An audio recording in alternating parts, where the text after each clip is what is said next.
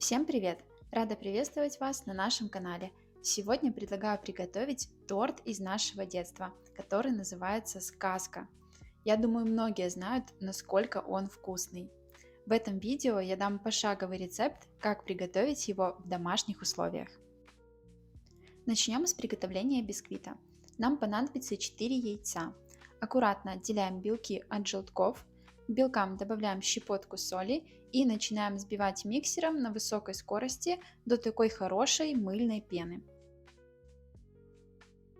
Затем, продолжая взбивать белки, начинаем постепенно добавлять сахар. Его нужно добавить примерно половину от общей массы. После того, как добавили половину сахара, продолжаем взбивать белки еще примерно 4-5 минут до устойчивых пиков. И вот такие пышные и устойчивые они у вас должны получиться. Отдельно смешиваем желтки с оставшимся сахаром. Взбиваем их миксером на высокой скорости до светлого и пышного состояния. И вот такая светлая масса у вас должна получиться. Желтки взбиваются быстро, у меня это заняло около 2 минут. Взбитые желтки выливаем к белкам и аккуратно уже при помощи лопатки начинаем вымешивать движениями снизу вверх.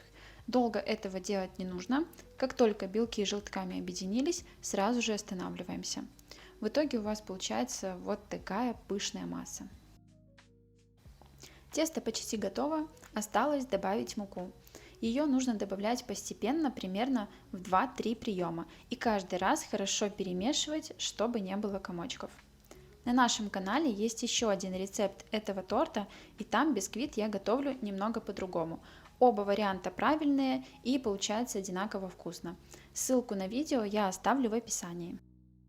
Аккуратно вымешиваем муку движениями снизу вверх. Долго вымешивать не нужно, чтобы масса оставалась такой же пышной.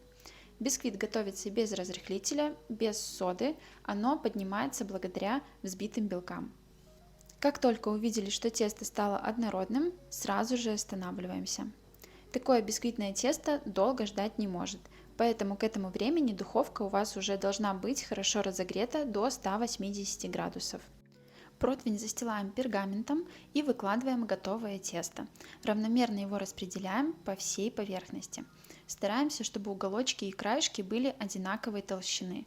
У меня противень 20 на 30 см, но также подойдет и стандартный противень 30 на 40. Просто тогда бисквит получится чуть тоньше и выпекаться по времени он будет меньше.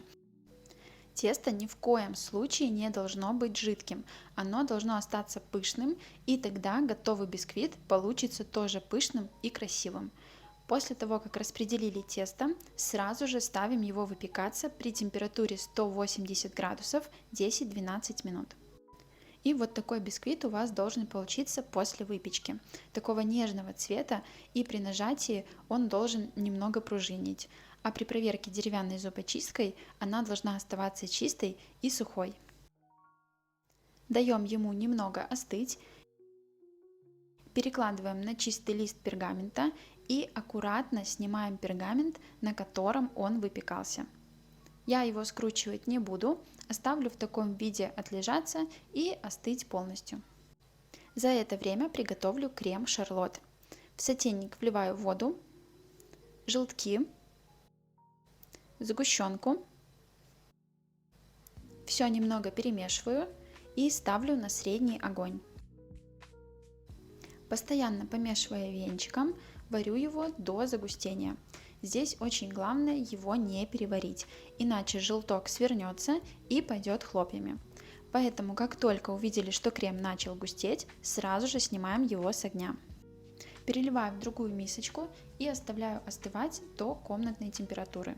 По желанию на данном этапе можно добавить немного ванильного сахара для аромата. Ванильный сахар лучше не уваривать, а добавить уже в готовый крем. Так он будет лучше чувствоваться. Обязательно накрываем пищевой пленкой, чтобы он не заветрился. У меня бисквит уже остыл, обрезаю края и обрезки буду использовать на крошку. Предварительно подсушу их в духовке и затем измельчу их в блендере. Также их можно измельчить и при помощи скалки. Дальше бисквит обязательно нужно хорошо пропитать. За кадром для пропитки я смешала в сотейнике воду с сахаром, довела до кипения и дала полностью остыть. По желанию можно добавить алкоголь, но если не хотите его добавлять, то можно заменить на ромовую и либо ванильную эссенцию. Также алкоголь можно добавить в процессе варки сиропа, чтобы выпарился весь алкоголь и остался только аромат. Заварной крем уже остыл, и можно закончить приготовление крема. Сливочное масло обязательно должно быть комнатной температуры. Начинаю его взбивать миксером на высокой скорости до посветления и пышности. Обычно на это уходит примерно 5 минут. Во всех своих рецептах я использую масло 82,5% жирности.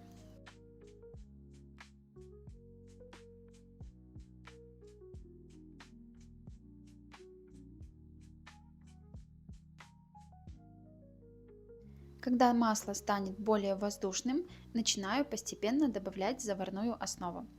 Долго взбивать не нужно. Как только вмешалась одна часть, сразу же добавляю следующую.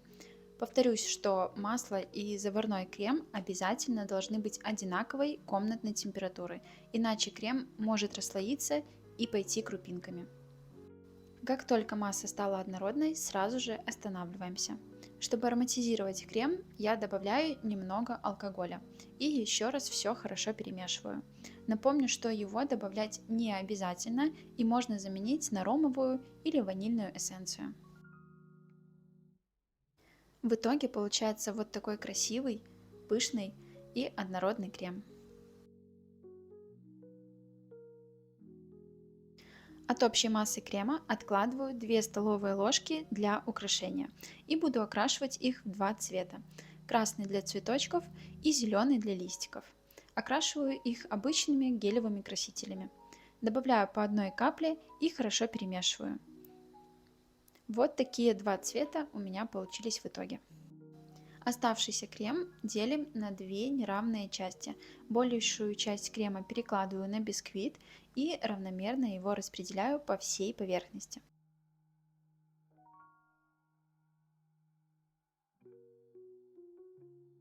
Теперь нужно завернуть его в плотный рулет. Делаю это при помощи пергамента. Перекатываю бисквит и хорошо прижимаю.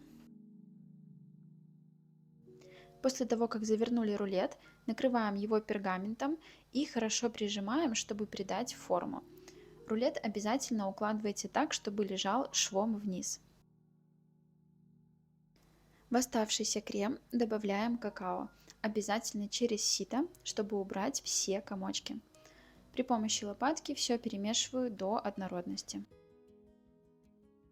Если хотите, чтобы крем был более темным, можно добавить больше какао. После того, как какао хорошо вмешалось, можно украшать торт шоколадным кремом. Тонким слоем обмазываем рулет со всех сторон.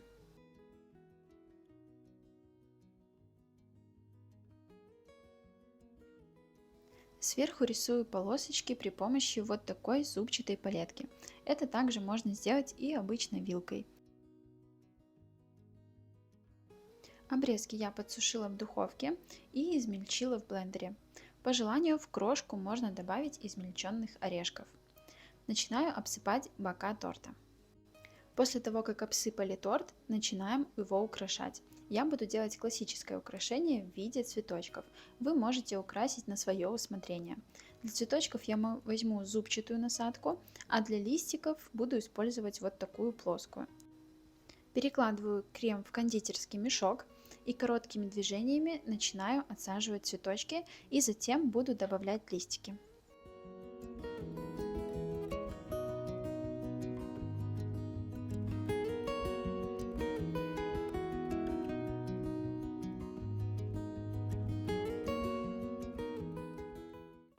Вот такой красивый торт у меня получился в итоге. Теперь ему нужно дать постоять в холодильнике минимум 6 часов, но лучше оставить на ночь, чтобы он стабилизировался и хорошо пропитался. С данными пропорциями торт получается в меру сладкий и довольно сытным. После холодильника крем застынет и станет более плотным, поэтому если вы любите более мягкий крем, то достаньте его заранее примерно за минут 30. Мне больше нравится торт сразу из холодильника, когда крем застывший и холодный. Здесь уже дело вкуса. Вот так он выглядит в разрезе. Сам торт получается очень вкусный, я думаю, его вкус знают и любят многие. Воздушный, мягкий, пропитанный бисквит, нежнейший крем шарлотт и невероятный аромат, который напоминает детство. У меня он простоял ночь, хорошо пропитался и буквально тает во рту. Сохраняйте этот рецепт, делитесь этим рецептом с друзьями и напишите в комментариях свое мнение об этом видео. Для нас важна любая обратная связь. А на нашем канале каждую неделю выходит новое видео простых, домашних и вкусных рецептов. Обязательно переходи и подписывайся. Я желаю вам приятного аппетита и удачной готовки!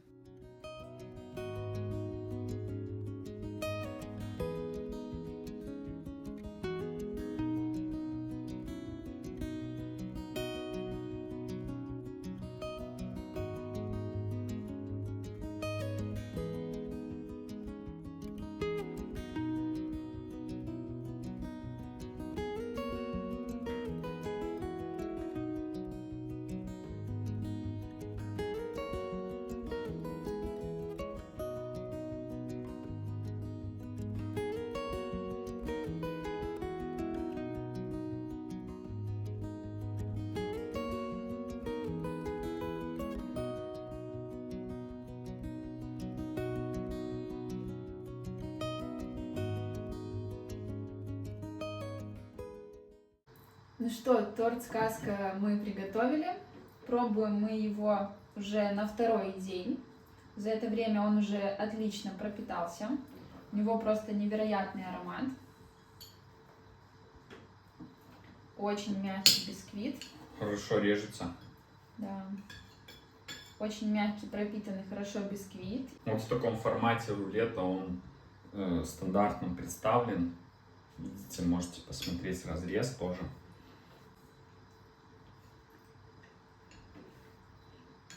Когда-то на каждом празднике он был, да? Да, классика советских тортов. Был на каждый день рождения, на каждый праздник покупали этот торт «Сказка» в разных формах и видах. И пробовали, и в принципе он был как-то мега популярный. И он был стандартом после любого застолья попить чай с таким тортиком. Да, или с лимонадом советским. Какие там были буратино, дюшес, да? Да, и с дюшесом. Ну, детям, понятно, с дюшесом, там, если чай не хочешь, с буратино, с дюшесом. Такой тортик скушал и пошел довольный. Но здесь очень хорошо получились пропитанный бисквит. Да. И очень такой мягкий и вкусный. То есть хорошо пропитался. Как сделать такую пропитку и не допустить, чтобы торт стал сухим, вы можете посмотреть в нашем рецепте. В сироп для пропитки я добавляла немного алкоголя. У меня был коньяк, но можно его заменить и на ром. Также можно использовать ароматизатор ром, либо ванильный концентрат.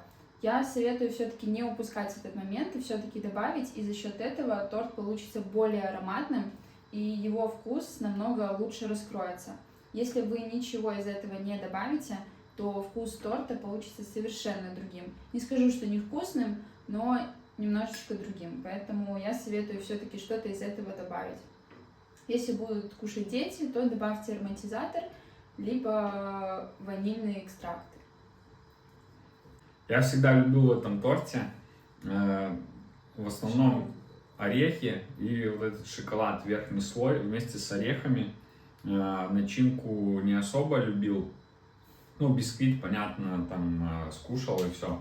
Но больше всего меня привлекала вот эта посыпка ореховая. Я мог просто собрать ее, съесть это с орешками посыпку и все, а торт оставить уже кому-то другому, родителям, как обычно, доесть, и либо просто кому-то из гостей достанется. Я все время любила сначала вот эти цветочки вот так снимаешь, ешь. Он еще украшался грибочками, была такая грибная поляна, да? Ну, про грибочки я не помню. Сложно сказать. Я вот помню самый распространенный вариант это с цветочками. Ну, вот. В советское время этот торт продавался в разных видах, и в рулетах, и в круглом виде, и в виде пирожных. На нашем канале есть еще одно видео торта сказка, там я его собирала в круглом виде, поэтому можете посмотреть оба варианта и приготовить тот, который вам больше всего понравился, тот, который будет проще. Потому что лично мне готовить рулет не очень нравится, мне кажется, это как-то слишком сложно завернуть рулет, но вариант круглого торта очень для меня удобнее и хороший. Там рецептура немножечко отличается от этого, но можете попробовать. Посмотрите два варианта и выберите тот, который вам больше понравится. Да, сейчас в магазинах продается много разных вариантов такого торта, но, к сожалению, вкус может немножко отличаться, потому что ингредиенты уже используются не те, как раньше. И по сути в домашнем приготовлении мы постарались подобрать максимально похожие ингредиенты, либо их заменители, для того, чтобы восполнить и тот вкус, который был в исходном варианте, в оригинальном варианте. Да, и хочу сказать, что он действительно очень похож на тот самый торт «Сказка». Очень круто, что сохранились рецепты с того времени, поэтому обязательно попробуйте приготовить и сохраняйте рецепт для того, чтобы в будущем приготовить их на ваши семейные праздники. Он готовится легко, но для этого нужно чуть больше времени и терпения. Поэтому обязательно пробуйте готовить, делитесь своим мнением в комментариях, для нас это очень важно. И, конечно же, переходите на наш канал, потому что каждую неделю у нас выходит новое видео простых, домашних и вкусных рецептов. Переходите и подписывайтесь. Также пишите в комментарии свои варианты, свои версии торта «Сказка», а может какие-то другие торты, которые вы любили раньше в детстве или в юности. И мы попробуем также приготовить этот торт и сделать пошаговый рецепт, и на него также сделать обзор и дегустацию. Мы желаем вам приятного аппетита и удачной готовки. Чао!